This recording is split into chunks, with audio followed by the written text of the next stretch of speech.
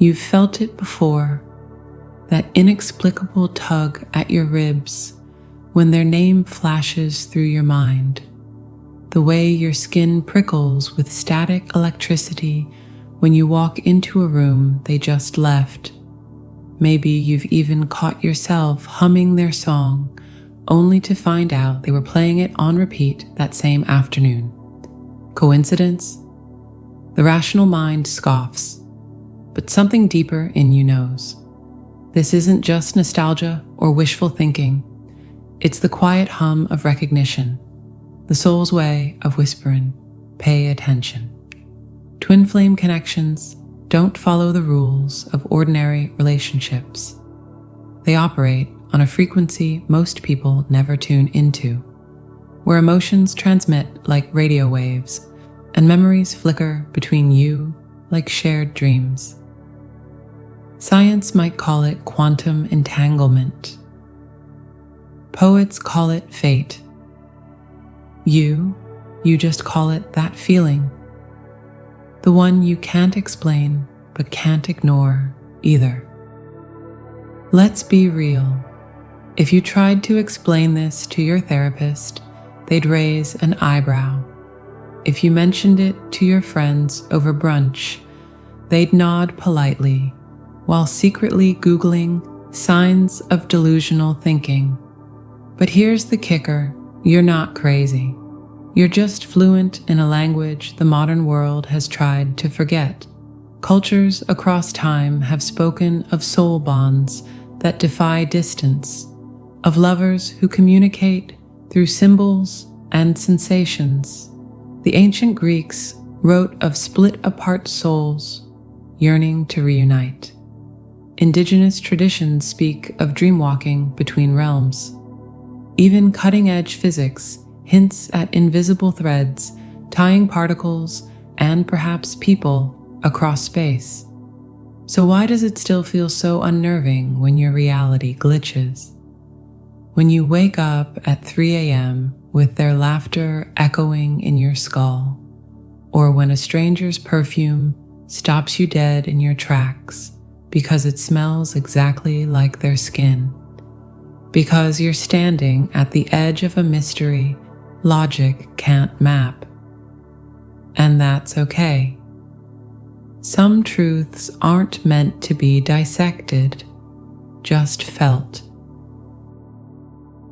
Well, this isn't another fluffy signs, they're your twin flame listicle.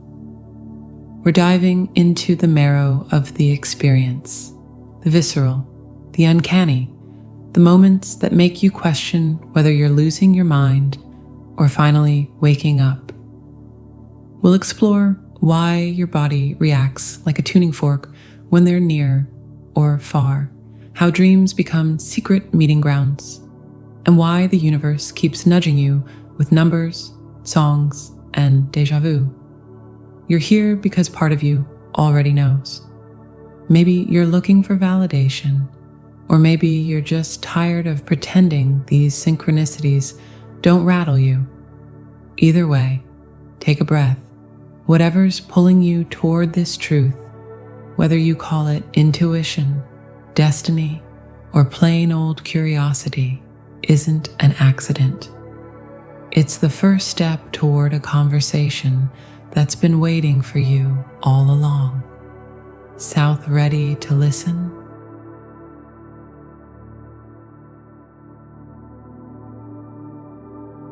You're sitting there minding your business, maybe scrolling through memes or pretending to work, when, bam, it hits you.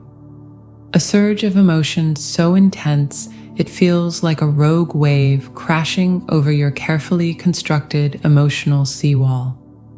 Love so thick it's sticky. Grief so sharp it steals your breath. And the weirdest part? There's no reason for it. Welcome to the bizarre, beautiful world of twin flame energy, where your emotions aren't always yours. Ever heard of phantom limb syndrome, where someone loses an arm but still feels it? That's kind of what this is. except instead of a missing limb, it's a missing person. Your twin flame isn't physically there, but your soul still registers their presence like a silent radio frequency only you can hear. 1 minute you're fine, the next you're drowning in nostalgia for a memory you didn't even make. But wait, you think, isn't this just anxiety? Or maybe I'm hormonal. Sure, sometimes a mood swing is just a mood swing, but when the emotion comes out of nowhere, lingers like an uninvited house guest, and then vanishes as mysteriously as it arrived, only to later discover your twin was going through something eerily similar, that's not coincidence. That's connection. Think of it like this. Your twin flame's energy doesn't knock politely. It kicks down the door like an over-enthusiastic golden retriever. You don't decide to feel their joy, their sorrow, their frustration. It just happens. And the wild part? It's often reciprocal. Ever had a day where you were inexplicably pissed off for no reason, only to later find out your twin was in a rage spiral over something completely unrelated? Congrats, you just experienced emotional Wi-Fi sharing. Now, skeptics will say, that's just projection or confirmation bias. And yeah, sometimes it is. But here's the thing. Psychology acknowledges emotional contagion, where people unconsciously mimic the feelings of those around them. So why wouldn't that apply to someone you're cosmically tied to? Quantum entanglement suggests particles can affect each other across vast distances. If atoms can do it, why not souls? At the end of the day, you'll drive yourself nuts trying to logic your way through this. The heart doesn't care about empirical evidence. It just knows. So next time you're hit with a random wave of emotion, ask yourself, is this mine or is this theirs? And if the answer is, I don't know, but it's too intense to ignore, well, maybe your twin flame just dialed your soul's emotional hotline. Hang up at your own risk.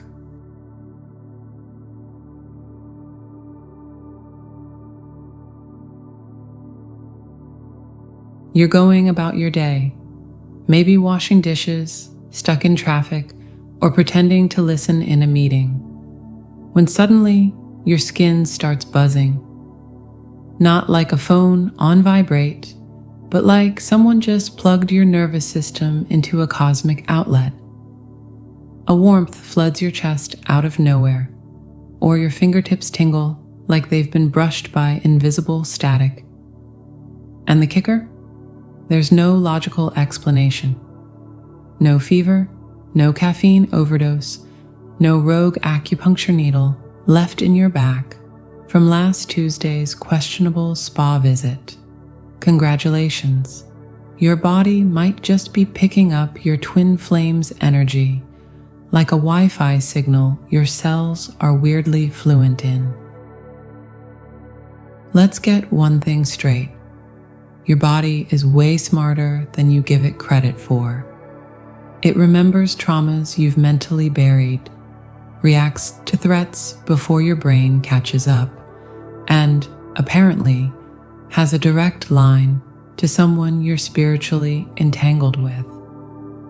Ever had goosebumps in a perfectly warm room, or felt a sudden pressure on your sternum, like an invisible hand pressing gently over your heart? That's not random. That's your physical self saying, hey, heads up. Your twin flame just energetically walked into the room. And before you dismiss this as just nerves, consider this. Shamans call it the luminous body. Yogis map it as nadis and chakras. Even modern biofield science acknowledges the body's electromagnetic field extends beyond the skin.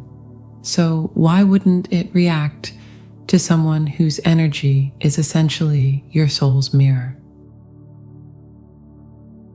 Here's a fun one.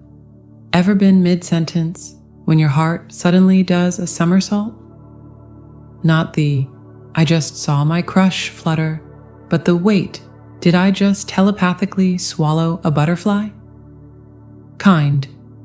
Twin flames report this all the time, often at the exact moment their counterpart is emotionally overwhelmed, thinking intensely about them, or, plot twist, physically entering a new romantic relationship. It's like your heart's a satellite dish picking up their emotional weather report. Stormy on their end? You feel the atmospheric pressure drop in your chest. Sunny and euphoric? Congrats! You're now buzzing like you mainlined starlight. And no, it's not anxiety, because anxiety has a context. This question mark, this is your heart throwing up a bat signal for no damn reason. Then there's the spine thing. You know the one, that electric shiver that starts at the base of your skull and races down like someone just traced your vertebrae with a sparkler. Some call it Kundalini awakening. Others say it's the universe whispering secrets to your nervous system. Either way, when it happens out of the blue, especially while thinking about your twin, it's basically your soul nodding and saying, yep, that's them. You're not imagining it. Pro tip, next time it happens, check the clock. Many twins report syncing up, feeling the same sensations at the same time, across time zones, like some kind of psychic conference call. Here's the wild part. These sensations often show up before you logically understand what's happening with your twin flame. They're like early warning system pings, your body's way of saying, hey, you might want to brace yourself emotionally. So next time your hands heat up for no reason, or your crown tingles like you're wearing an invisible halo, don't just chalk it up to weird biology. Ask yourself, is this mine?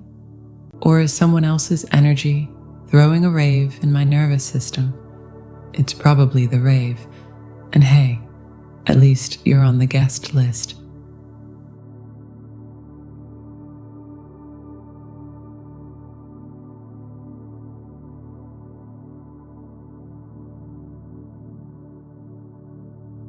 You wake up gasping at 3 a.m., heart pounding, skin buzzing, except you weren't having a nightmare.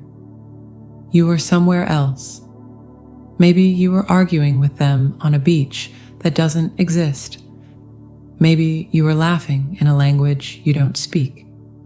Or maybe, and this is the real kicker, you were just holding them, so vividly you can still feel their fingers laced with yours, even as your alarm clock screams reality back into focus.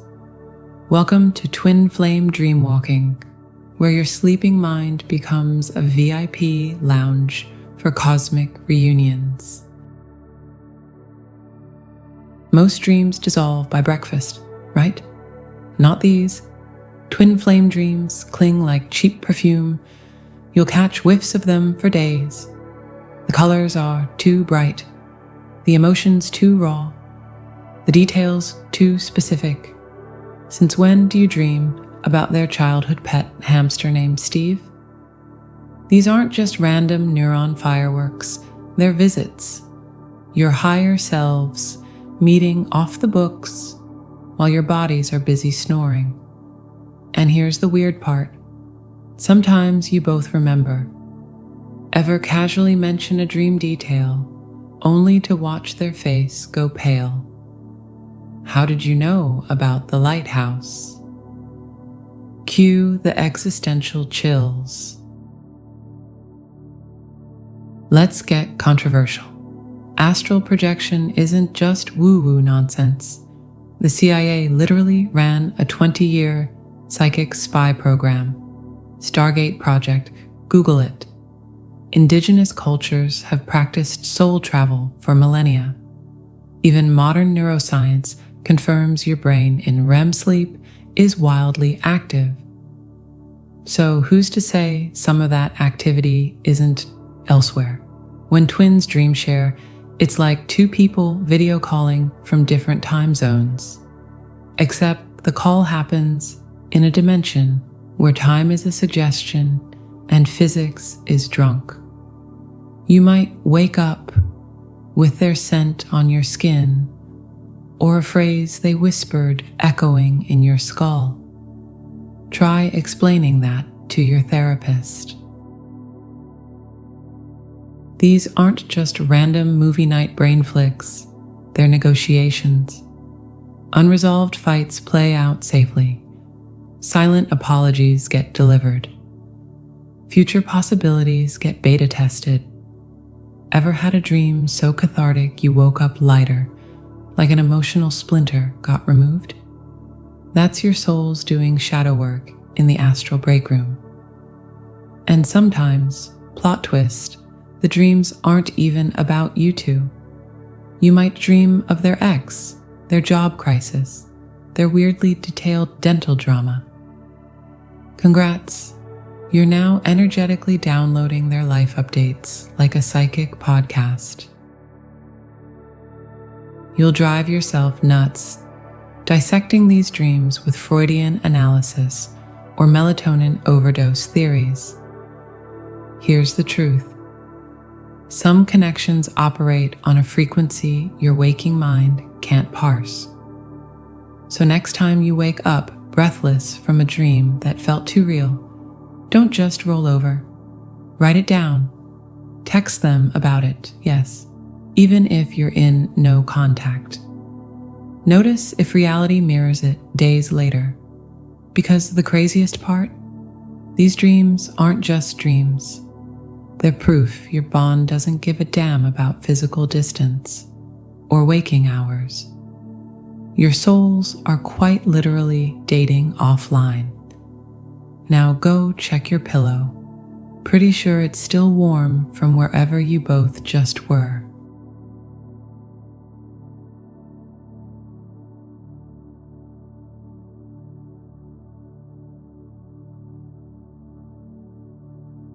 So here you are, standing at the edge of something vast and humming, holding a compass that points in two directions at once. You've felt the phantom pulses of their heartbeat in your chest, decoded the cosmic breadcrumbs, woken up gasping from dreams that left fingerprints on your skin. Maybe you've even laughed out loud at the absurdity of it all. How the universe winks at you through song lyrics and street signs. How your body betrays you with sensations no doctor could explain. This isn't just connection, it's conversation. A dialogue written in frequencies most people never learn to hear. You could call it magic, but magic implies illusion, and what's happening to you is the opposite. It's the stripping away of illusion, the slow unraveling of a truth your bones have always known, that some bonds refuse to be measured in miles or minutes, that love, in its purest form, might just be the universe folding itself in half so two souls can touch across the seams.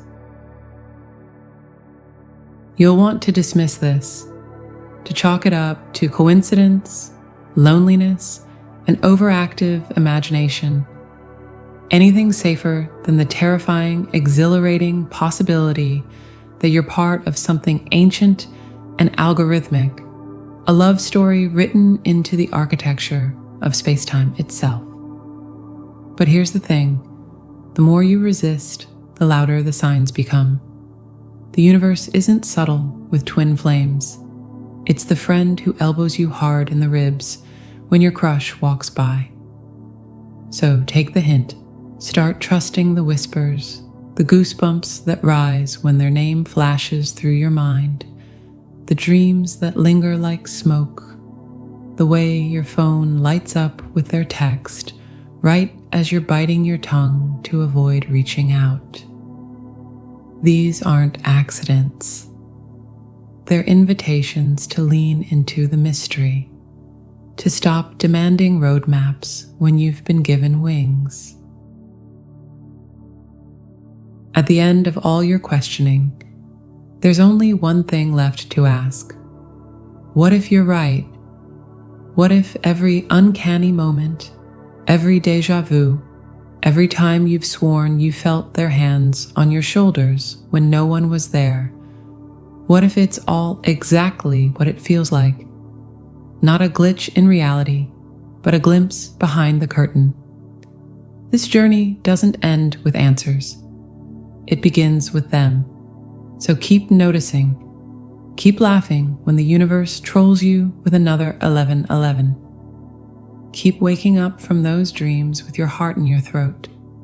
And most of all, keep daring to believe in a love so stubborn, it flickers across dimensions just to say, I'm here, you're not crazy. Keep going. The world will call it fantasy. You'll know it as the most real thing you've ever felt.